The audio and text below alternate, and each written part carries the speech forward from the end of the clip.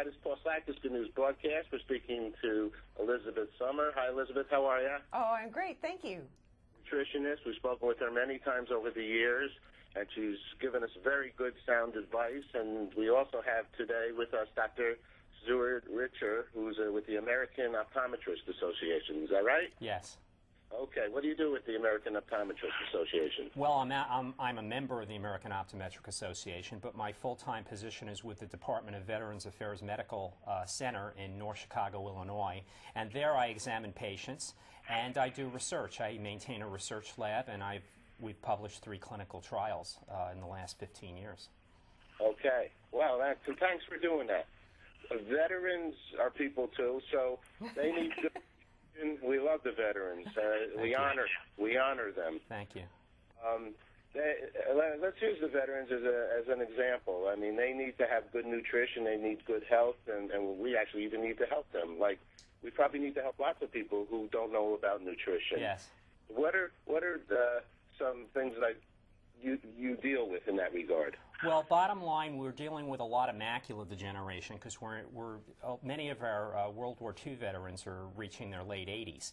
And just so you know, macular degeneration is the leading cause of loss of vision as people get older, and it affects our ability to use the center of our vision, which is very important when we read. So people have issues with reading the newspaper. They have issues with driving at night, particularly driving safely at night. So we spend a lot of time talking to our patients about the results of our research.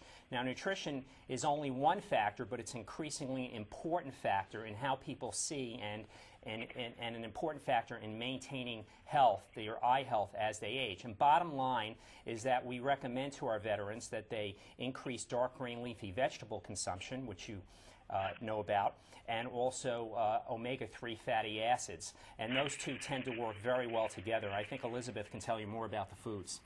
Okay, Elizabeth. Yes, there's several things you want to focus on to protect your eyes today and prevent vision loss and blindness down the road. The first thing is include at least 4 servings a week of those dark greens like spinach, kale, chard, because they're rich in a compound called lutein that's been found to help protect the eyes and prevent vision loss down the road. Americans are only averaging 1 to 2 milligrams of lutein a day. We need to up that to 5 to 10 milligrams a day. So 4 servings a week. Then you also want vitamin C rich foods like oranges, grapefruit, strawberries. 2 servings of those a day will help protect your eyes.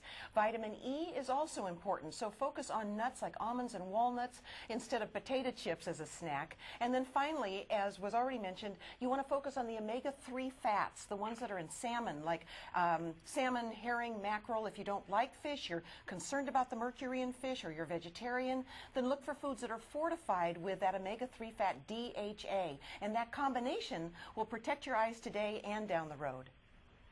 Elizabeth, let me ask you, does lutein or vitamins, fish oil, where does that stand in your mind? Lutein? Lutein, vitamins, or lutein you mean like supplements?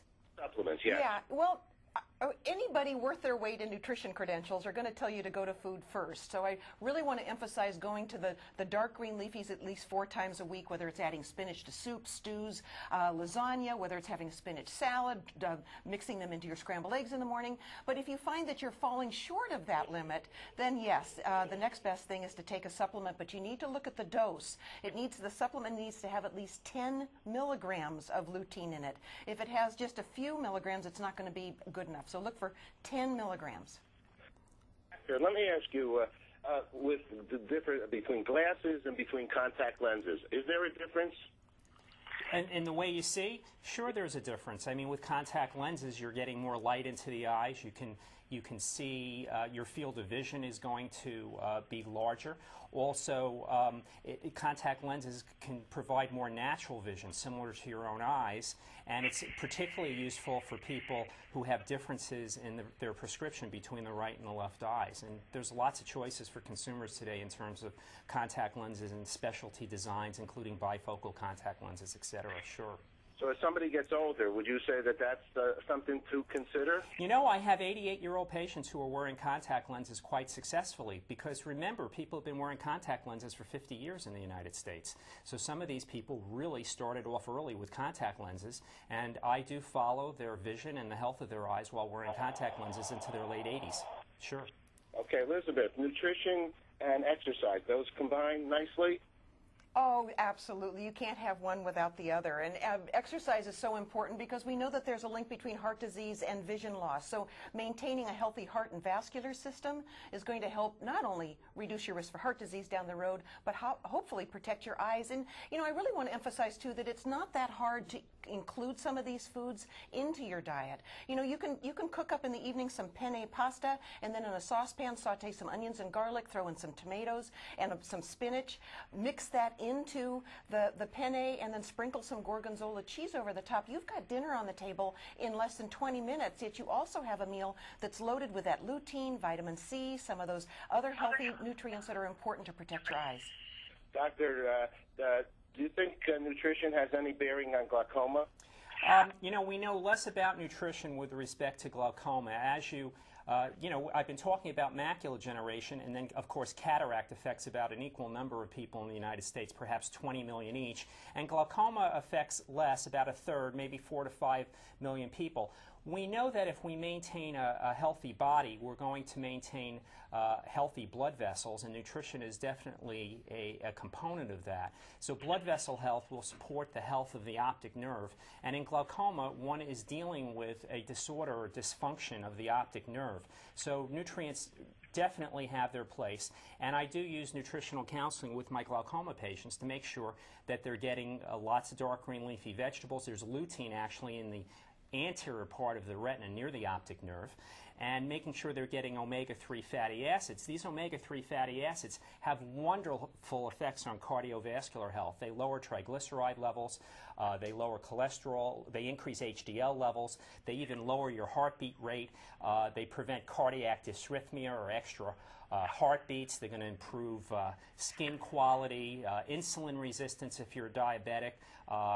You know, they're just wonderful to have in your diet, and I think for glaucoma it's very, very important to have particularly the omega-3 fatty acids in the diet. All right, great stuff. People should also get tested for that glaucoma, right? Absolutely. It's a reason to see your optometrist every year, particularly when you reach age 60. If you need more information about finding an optometrist in your community, you can go to AOA.org for American Optometric Association, and there's also, incidentally, there's links to contact lens practitioners on that website if that's what you're interested in. You're both great. Thank you very much for good news. Thank you. Thanks for having us. All righty. Bye-bye. Bye-bye. Bye.